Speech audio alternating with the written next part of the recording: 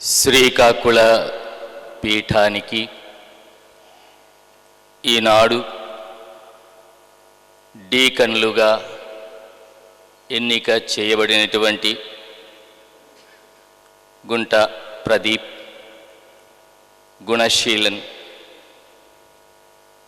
వీరిని అభిషేకించ ప్రధాన అర్చకులైనటువంటి మహాఘనత వహించిన శ్రీకాకుళ పీఠాధిపతులు మన ప్రియతమ జ్ఞాన తండ్రి గారైన మహాఘనత వహించిన రాయరాల విజయ్ కుమార్ గారు, మన శ్రీకాకుళ పీఠ మోన్సిగ్నోర్ అయినటువంటి గురుశ్రీ మోన్సిగ్నోర్ బాలపుష్పరాజు గారు, మరీనాడు గంట ప్రదీప్ మరియు ఈ డీకన్ పట్టాభిషేకానికి ఆదరముతో సోదర భావముతో విచ్చేసినటువంటి పూజ్య గురువర్యులు, ముఖ్యముగా నేను మరిచాను గురుశ్రీ విజయారెడ్డి గారు, అవర్ ఛాన్సలర్, ఇంకా తదితర మేత్రాసిన గురువులు, పూజ్య మఠ కన్యలు, దైవ ప్రజలైన మీ అందరికీ ప్రభు యేసు నామములో నిండు శుభాకాంక్షలు మరి ప్రభుని యొక్క దీవెనలు తెలియచేస్తూ ఉన్నాను.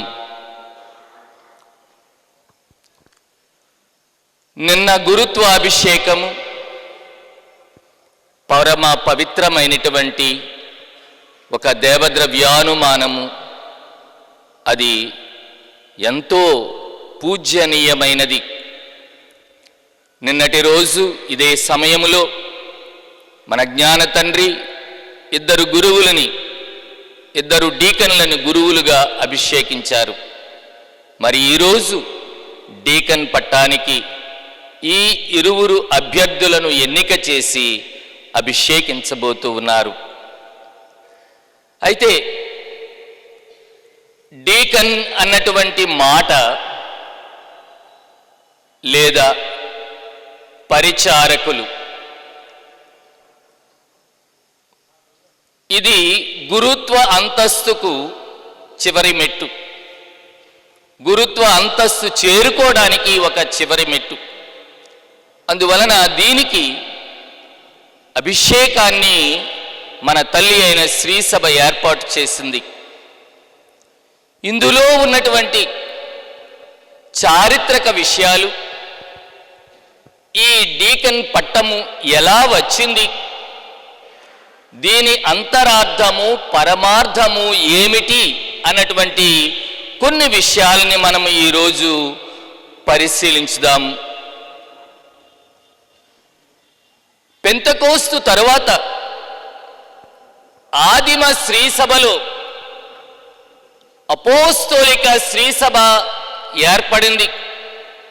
12 మంది అపోస్తులు ప్రభువు చెప్పినట్లుగా మీరు పోయి సకల జాతి జనులకు సువార్తను బోధించండి, విశ్వసించిన వారికి పితా పుత్ర పవిత్రాత్మ నామమున జ్ఞాన స్నానం అసుగుచు వారిని నా శిష్యులుగా చేయండి అని ఆజ్ఞాపించినప్పుడు వారు అదే విధముగా పెంతెకోస్తు తర్వాత నలుదిక్కులకు వెళ్ళి ప్రభు సువార్తను ప్రకటించి దేవుని వాక్యాన్ని ప్రకటించి క్రొత్త సంఘాలను స్థాపించి ఉన్నారు.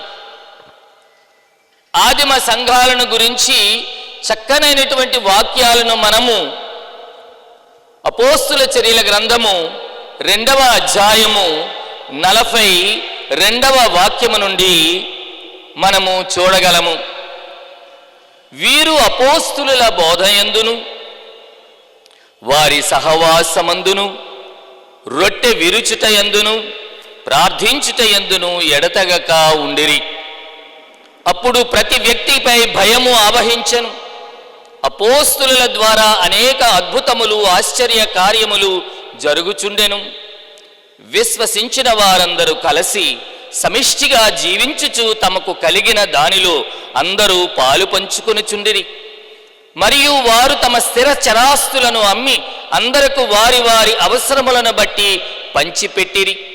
వారు ప్రతిరోజు కూటముగా దేవాలయములో కలుసుకొనుచు తమ ఇండ్లలో అందరూ కలిసి రొట్టెను త్రుంచుచు సంతోషము వినయము గల హృదయములతో భుజించుచు దేవుని స్తుతించుచు ప్రజలందరకు ప్రీతిపాత్రులైరి. రక్షణ పొందుచున్న వారిని ప్రభువు ప్రతిరోజు వారితో చేర్చుచుండెను. ఇది అపోస్తుల చర్యల గ్రంథము 2వ అధ్యాయము 42వ వాక్యము నుండి 47వ వాక్యం వరకు తొలి సంఘస్థులు ఎలా జీవించారు అన్నటువంటి అంశాన్ని మనకు తెలియచేస్తూ ఉన్నది. మరి ఈరోజు మనము చదివినటువంటి పాఠాన్ని మనము చూస్తే కొంతకాలము గడిచిన పిదప శిష్యుల సంఖ్య పెరిగెను. అనుదిన పరిచర్యలో తమలో వితంతువులు నిర్లక్ష్యము చేయబడుచున్నారని గ్రీకు మాట్లాడేడి యూదులు హెబ్రేయుల మీద సణుగు కొనసాగిరి. అందుచే 12 అపోస్తులు శిష్యుల సంఘమంతటిని కూడా పిలిచి దేవుని వాక్కును నిర్లక్ష్యము చేయుచు ఈ ఆహార పరిచర్యలందు నిమగ్నమై ఉండుట మాకు యుక్తము కాదు. కావున సోదరులారా, మీలో పవిత్రాత్మతో నిండిన వారిని, జ్ఞానము కలవారిని, మంచి పేరు కలవారిని 7 ఎన్నుకొనుడు. మేము వారికి ఈ పరిచర్యను అప్పజెప్పెదము. అప్పుడు మేము మా సమయమును అంతయు ప్రార్థించుటకును వాక్య పరిచర్యకు నిరంతరముగా ఉపయోగించుతాము అని చెప్పిరి. ఆ ప్రతిపాదనకు ఆ సంఘమంతయు సమ్మతించెను. ఆ తర్వాత విశ్వాసముతోనూ పవిత్రాత్మతోనూ నిండిన స్టెఫాను, ఫిలిప్పు, ప్రోకోరు, నికనోరు, తీమోను, పర్మెనాసు, యూదుల మతాలంబకును అంతియోకు చెందినటువంటి వాడైన నికోలా అను వారిని ఎన్నుకొనిరి. సంఘస్థులు వారిని అపోస్తుల ఎదుట నిలువబెట్టగా అపోస్తులు ప్రార్థన చేసి వారిపై చేతులు ఉంచిరి. దేవుని వాక్కు వ్యాపించెను.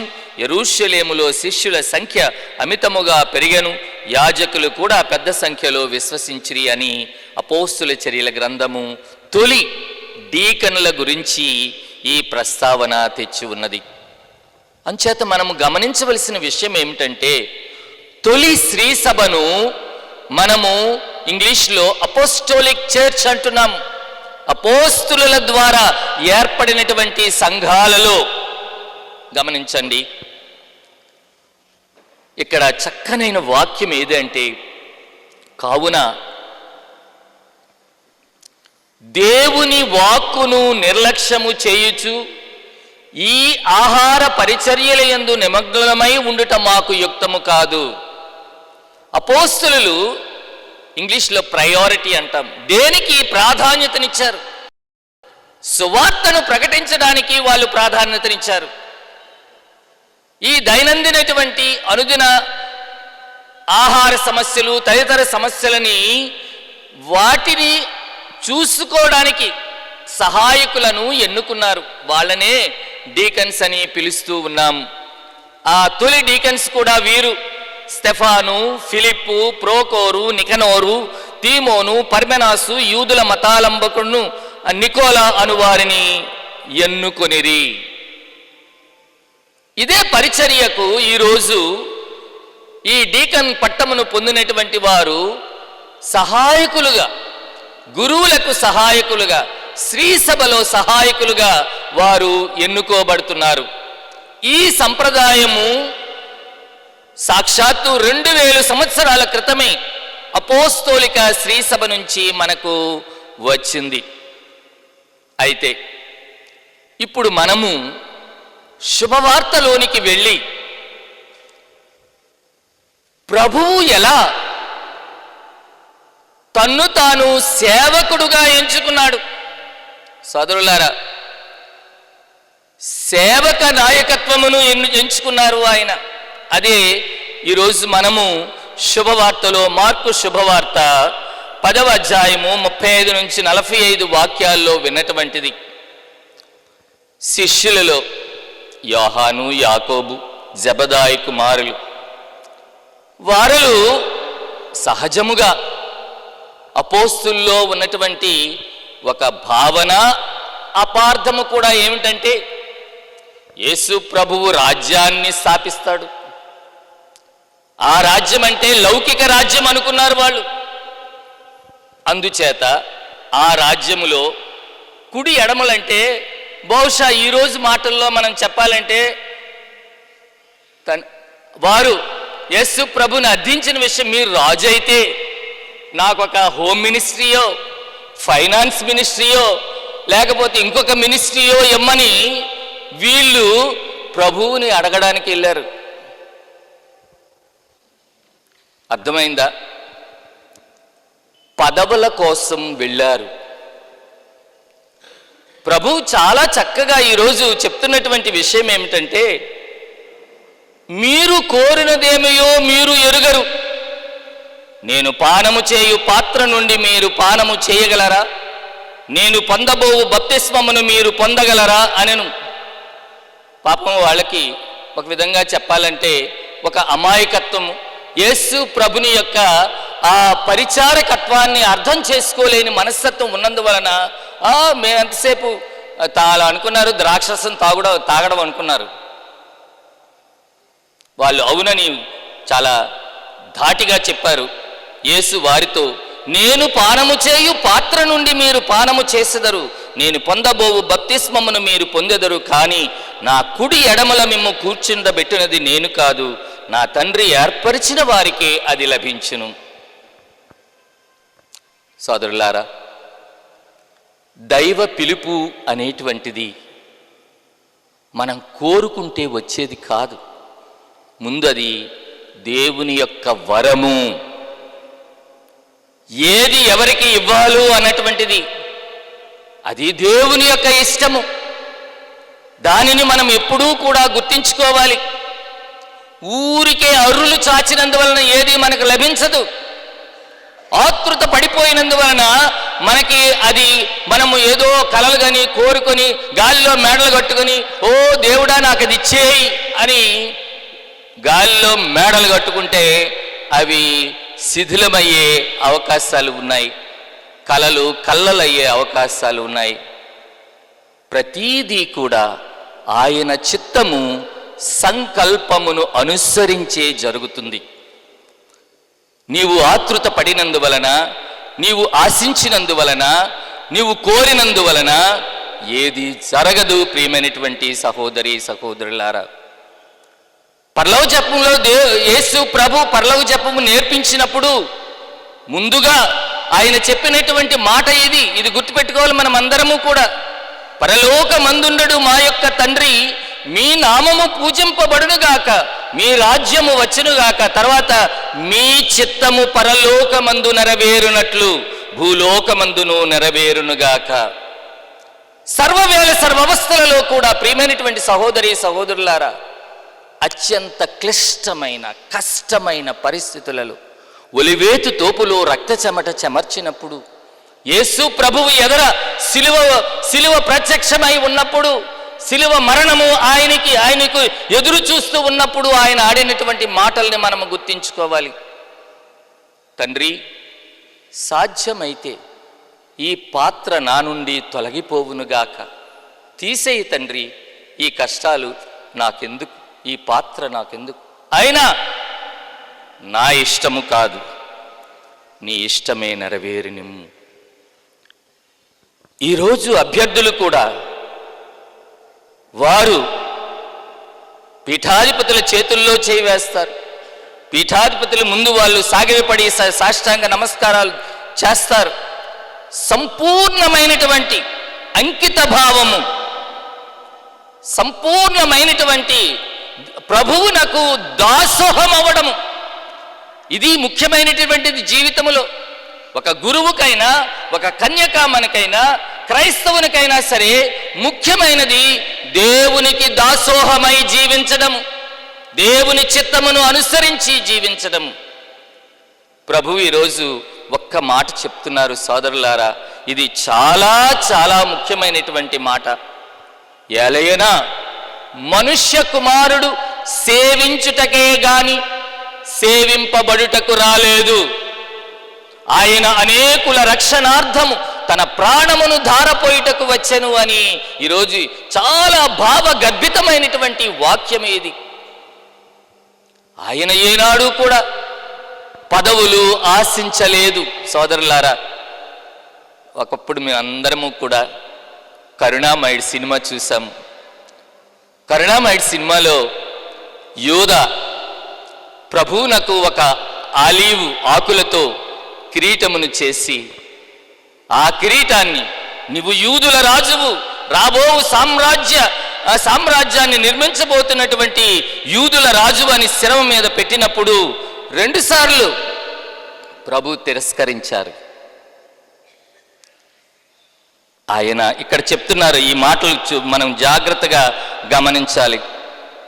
యేసు శిష్యులను కూడబిలిచి వారితో ఇట్లనెను, అన్యజాతి ప్రజలలో పాలకులు పాలితులను నిరంకుశముగా పరిపాలించుచున్నారు. పెద్దలు వారిపై పెత్తనము చెలాయించుచున్నారు. మీకు ఇది తగదు. మీలో గొప్పవాడు ఎవడైనా గొప్పవాడు కాదలచినా అతడు మీకు పరిచారకుడై ఉండవలెను. మీలో ఎవడైనా ప్రముఖుడుగా ఉండదలచినా అతడు మీకు బానిసే ఉండవలెను. మరొకసారి, ఏలయన మనుష్య కుమారుడు సేవించుటకే గాని సేవింపబడుటకు రాలేదు, అనేకుల రక్షణార్థము తన ప్రాణమును ధారపోయిటకు వచ్చెను. సోదరులారా, శ్రీ సభలో సేవ తప్ప వేరే విషయం లేదు. పాపుగారి టైటిల్ ఏమిటో మీకు ఎవరికైనా తెలిసినా? పాపుగారిని ఏమని పిలుస్తారు? సర్వెంట్ ఆఫ్ ద సర్వెంట్స్, సేవకులలో సేవకుడు ఆయన. ఆ సేవకుడు, ఆ సేవకుని నుండి మనకి కార్డినల్స్ వస్తున్నారు, ఆర్చ్ బిషప్స్ వస్తున్నారు, బిషప్స్ వస్తున్నారు, తర్వాత గురువులు వస్తున్నారు, తర్వాత ఇతర పరిచారకులు వస్తూ ఉన్నారు. వీళ్ళందరికీ అసలు సిసలైన టైటిల్ ఏమిటి అంటే, అందరూ క్రీస్తు సేవకు అభిషేకింపబడిన వారు. శ్రీ సభలో ఆ ప్రభువు ఎలాగైతే, ఒక్కసారి గమనించండి, యోహాను శుభవార్త 13వ అధ్యాయములో యేసు ప్రభువు చెప్పినటువంటి మాటల్ని మనము ఒక్కసారి గుర్తించుకుంటే, ప్రియమైనటువంటి సహోదరి సహోదరులారా, ఆయన ఎలా అంటున్నాడు? నేను ఇప్పుడు చేసినది మీకు అర్థమైనదా? మీరు నన్ను బోధకుడనియు ప్రభువనియు పిలుచుచున్నారు. అట్లు మీరు పిలుచుట సముచితమే. ఎలయనా నేను మీ బోధకుడును ప్రభువునై ఉన్నాను, మరియు ప్రభుడను బోధకుడునైన నేను మీ పాదములు కడిగినట్లే మీరు కూడా ఒకరి పాదములు మరి ఒకరు కడుగవలెను. నేను చేసినట్లు మీరును చేయవలేనని మీకు ఒక ఆదర్శమును ఇచ్చితని. దాసుడు తన యజమాని కంటే గొప్పవాడు కాడు, పంపబడిన వాడు పంపిన వాని కంటే గొప్పవాడు కాడు అని మీతో నిశ్చయముగా చెప్పుచున్నాను. సోదరులారా, మనము ఈ సాంగ్యాన్ని పెద్ద లక్షివారం ఆచరిస్తూ ఉన్నాము. పెద్ద లక్షివారం రోజు గురువు శిష్యుల పాదాలను కడుగుతాడు. కడిగి క్రీస్తు ప్రభుని యొక్క సేవా ధర్మము, క్రీస్తు ప్రభుని యొక్క సేవా ధర్మము, శ్రీ సభలో అత్యుత్తమమైనటువంటి ధర్మము ఏదైనా ఉన్నది అంటే అది ధర్మమే. సేవ చేయుటకు ప్రభు చెప్పినట్లు ప్రతి ఒక్కరము కూడా సేవ చేయుటకు పిలువబడిన వారము. ఈ సత్యాన్ని మనం ఎప్పుడూ మర్చిపోకూడదు. ఈరోజు పదవులు పదవులు పదవులు పోటీ. ఈరోజు అందరము కూడా నేను దీనికి అర్హుడను అని ఎవరికి వాళ్ళే డిక్లేర్ చేసుకోవడమే.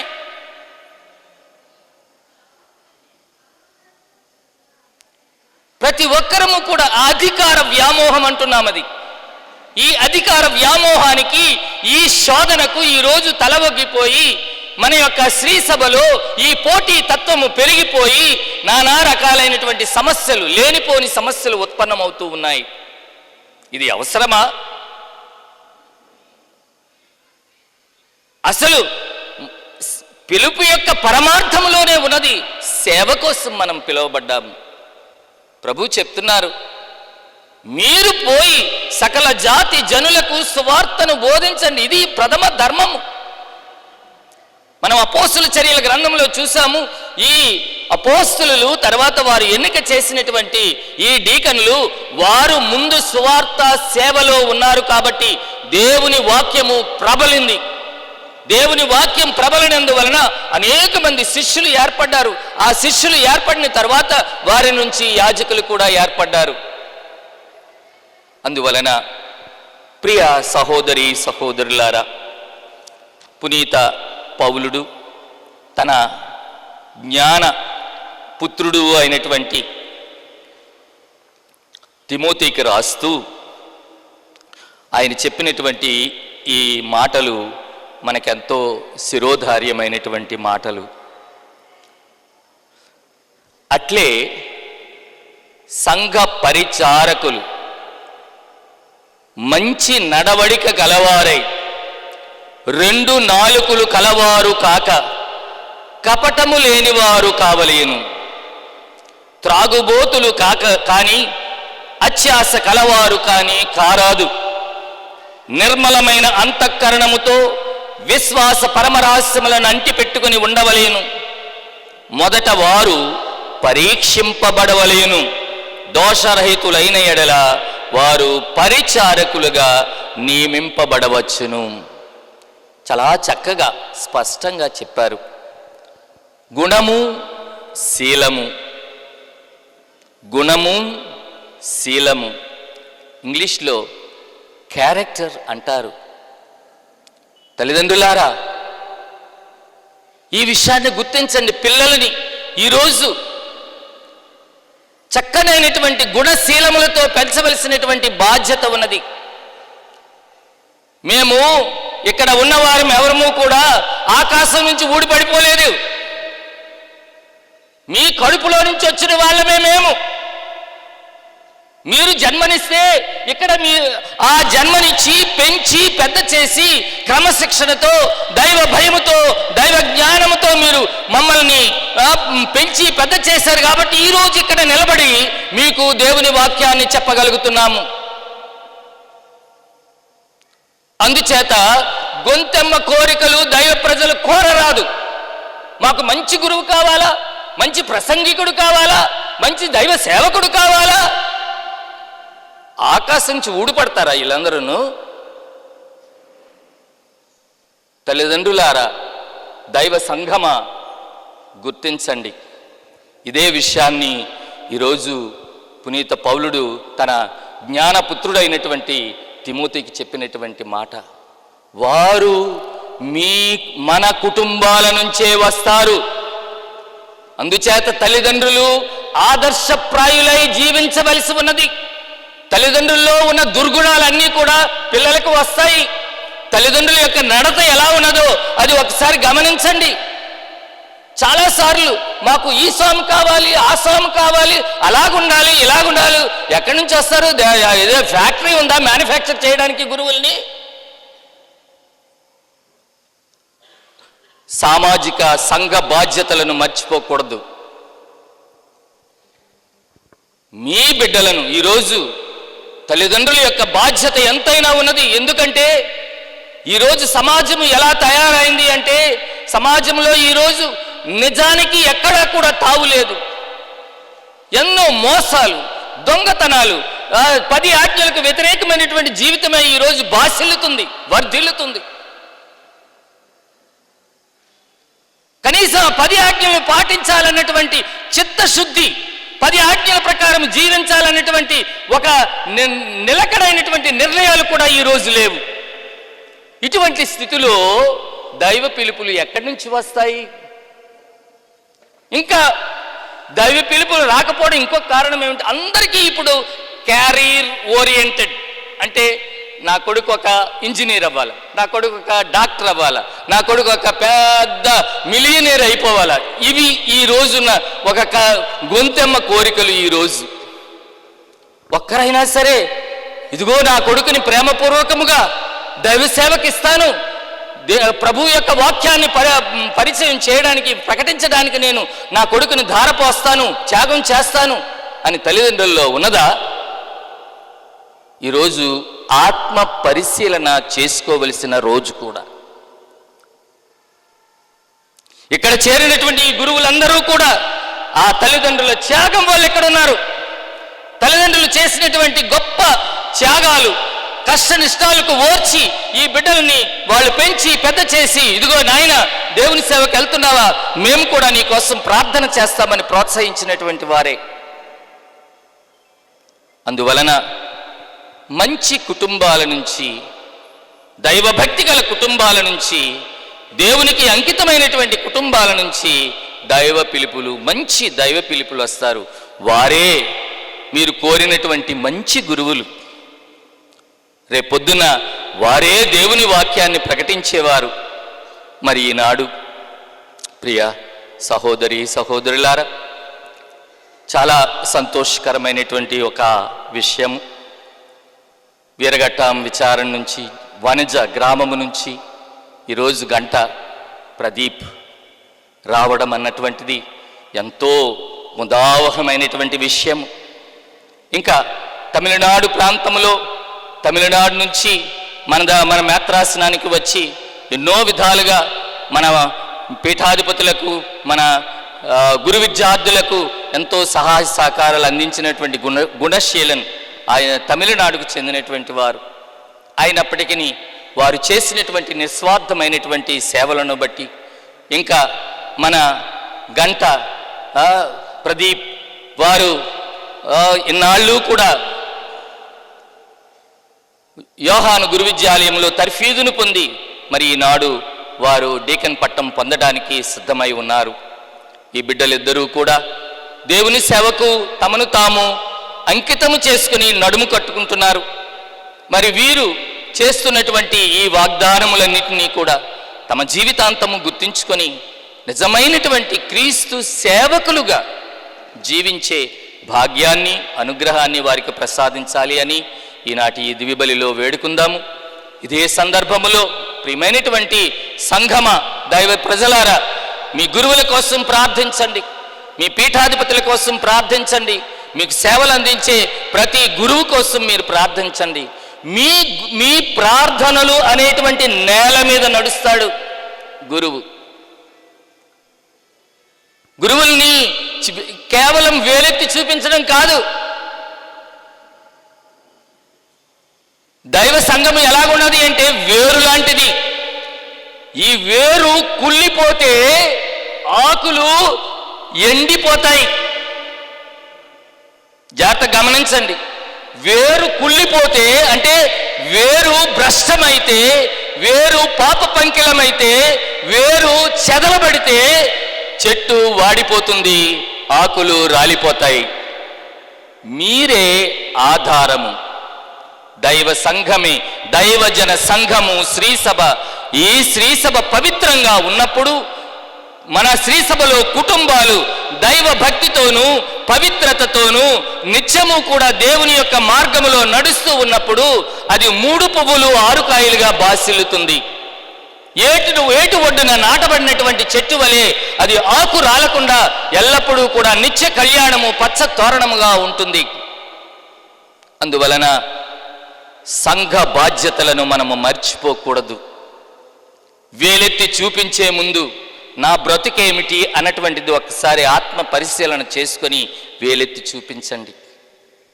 నీ కంటిలో దూలము ఉంచుకొని సోదరుని కంటిలో, నీ కంటిలో నలుసుంది తీయడానికి ప్రయత్నం చేయొద్దు. అది అసత్యము, అది ఆత్మ వంచన. అందువలన ఈ పరమ పవిత్ర దినాన మనము కొన్ని సువిశేష విలువలను, కుటుంబ విలువలను, ఆధ్యాత్మిక విలువలను, మరి అన్నిటిలో ఉత్తమమైనటువంటి గురుత్వ అంతస్తుకు రానున్నటువంటి రోజుల్లో గురుత్వ అంతస్తుకు చేరబోతున్నటువంటి ఈ అంతస్తుకు సిద్ధమవుతున్నటువంటి మన ప్రదీప్ అండ్ గుణశీలన్ని ఈరోజు దేవదేవుడు ఆశీర్వదించి చక్కనైనటువంటి సేవకులుగా మలుచుమని ఈరోజు దివ్య పూజ బలిలో ప్రార్థించుదాము.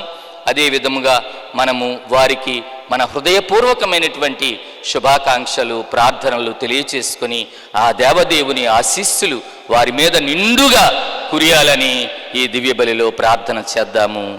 ఆమేన్.